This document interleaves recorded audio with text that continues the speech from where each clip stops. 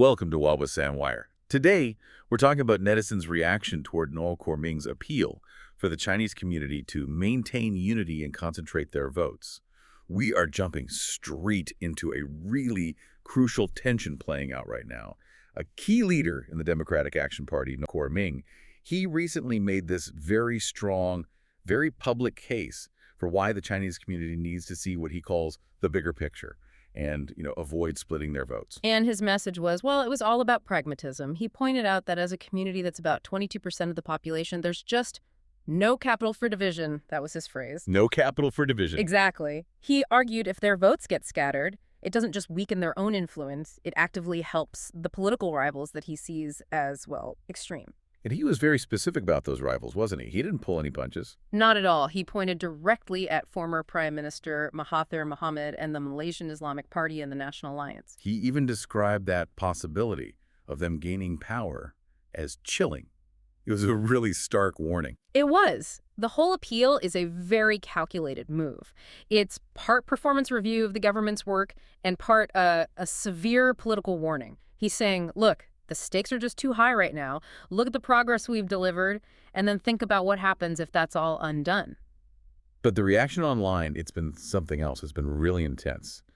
So we're going to break down his central arguments first, the government achievements he listed, and then we'll get into exactly why that message, which is so heavy on data, just did not land with a huge part of the audience. Right, because the foundation of this bigger picture argument, it really rests on the government's performance over the last 3 years. And he didn't just give vague statements. He listed very specific, tangible achievements. Let's start with the economic markers, because this is where he really laid out the numbers. He talked about the ringgit strength, noting it appreciated from RM 4.80 to RM 4.10 against the U.S. dollar. Which is a huge shift. I mean, that's almost a 17% jump. He's framing it as proof that the ringgit is Asia's best performing currency this year. It's a bold claim. A very bold claim. And he backed that up with the central bank reserves. He said they've hit an 11-year high, going from 107 billion U.S. dollars up to 124.1 billion. That's an increase of nearly 100 billion ringgit in just 3 years. Exactly. And for anyone who understands economics, that kind of reserve stability suggests the country is, pretty well cushioned against global shocks. He also pointed to quarterly economic growth hitting 5.1%. Which is impressive given everything happening globally. For sure. And then there's employment. He said the national unemployment rate dropped to 3.1%, basically making Malaysia a fully employed nation. And inflation. That was a key point. He kept it stable at around 1.9%. He made a direct comparison to places like the U.S. and the U.K., where inflation was closer to 10%. The message is clear. The economy is growing and your wallet is being protected. But the case he made went beyond just the economy. It was also about restoring institutional trust. This is where he talked about governance and reform milestones. Okay, so anti-corruption. He brought out some big figures here. He said the government recovered RM 42 billion from the 1MDB scandal. And confiscated another RM 5 billion in assets from corrupt officials. Those are massive numbers. Huge. But it wasn't just about the money, it was also symbolic. He highlighted the arrest of the Prime Minister's own chief political secretary over what was, relatively, a much smaller amount, RM 170,000. Right. The point being that no one is above the law, no matter how connected they are. That's the message. And then he moved on to actual legislative reforms. 2 major constitutional amendments. The first one was restoring the separation of powers through the Parliamentary Services Act. Now, for anyone listening, this is a deep institutional reform people have been fighting for decades. It makes the legislature independent from the executive. A very big deal. And the second one was achieving gender equality for citizenship rights, for children born overseas to Malaysian mothers. Finally, that's starting next year, but getting it passed was a major, major victory. Yeah. And he wrapped it all up with a kind of boost to national pride, a top 10 ranking on the Global Peace Index, and a record-high 3rd place on the Global Passport Index. So Malaysians can now enter 174 countries visa-free. That's a powerful metric. The whole case, when you lay it all out, is we delivered. We cleaned things up. We improved the economy. We boosted the country's reputation. Now it's your turn to protect this progress. And he also threw in some very specific benefits for the Chinese community itself, didn't he? He had to. He mentioned record-high allocations for new villages, for independent Chinese secondary schools, and for non-Islamic affairs.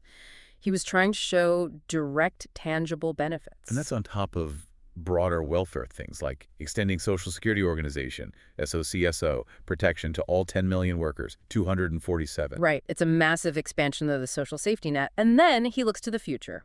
RM 370 billion in foreign direct investment, total trade over RM 3 trillion, all new records.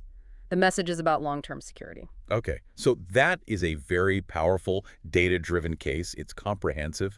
But let's pivot now, because the feeling on the ground, especially online, seems completely disconnected from all of this. Why is it failing? Well, the most common theme you see in the comments is just deep skepticism about the party's motivation. Right. Comment after comment suggests that this bigger picture he's talking about is really just the party's own ambition, their own desire to, hold on to their ministerial posts. I saw one comment that put it so bluntly. It just asked if the focus was on the big picture or their own pockets.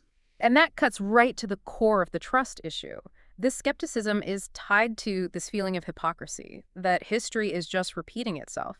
Many netizens are comparing the Democratic Action Party's current talk to the old strategies of the Malaysian-Chinese Association. And that comparison is probably the most painful criticism they could receive. It's the deepest cut, absolutely, because historically the Malaysian-Chinese Association was accused of taking the Chinese vote for granted, of ruling by fear, vote for us or things will get worse. So for netizens to say the Democratic Action Party is using that same playbook, that's a huge betrayal of their reformist roots. A profound one. And then there's a very specific recurring demand that comes up over and over again.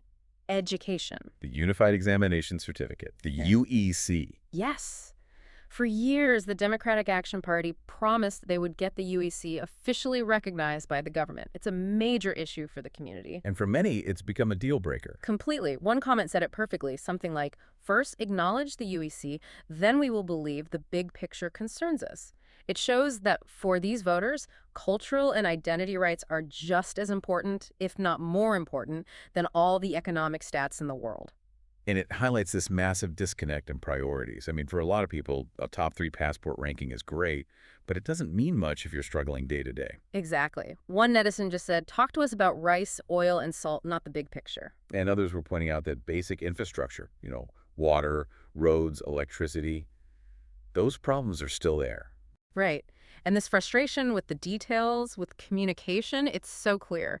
There's one commenter who broke down a gasoline subsidy example, arguing that the government was promoting this low price of RM 1.99, but that was deceptive when the cap price for most people was RM 2.60. It shows people are paying very close attention and they feel like they're being spun. They feel they're being treated like they won't read the fine print.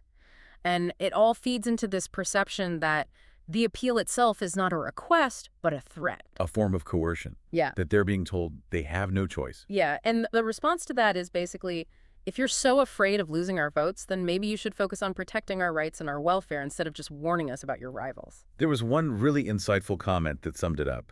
It said that 95% of the Chinese community voted for the Democratic Action Party for the community's bigger picture in the first place, for reform, for rights. And if the party is now just demanding loyalty through fear, just like the old guard, then it feels like a total letdown. It feels like the power they were given is being used to issue warnings, not to deliver on those core promises. So if you're trying to make sense of all this, what we're seeing is a government leader presenting some really compelling, verifiable data as his reason for why people should trust him. But that data is being met with genuine, detailed frustration from the ground. A frustration that's rooted in what they see as political arrogance and broken promises like the UEC and, the simple, persistent struggle with the cost of living. The tension is right there between the impressive metrics of good governance and the actual lived experience of the voter who's worried about rice, oil, and water. It really raises a huge question for politics today, doesn't it? In a multi-ethnic country like this one, does a stack of positive national data guarantee your support if those core community demands, those identity issues, remain unmet? Especially if the way you ask for that support feels like the very thing people voted to get away from. It's a dynamic that really shows the challenge of governing. Economic stability is important, of course, but it can't just replace those core cultural aspirations that drove people to vote for you in the first place. Thank you for letting us guide you through these arguments and the very strong reaction to them. Remember to like and subscribe for more videos like this.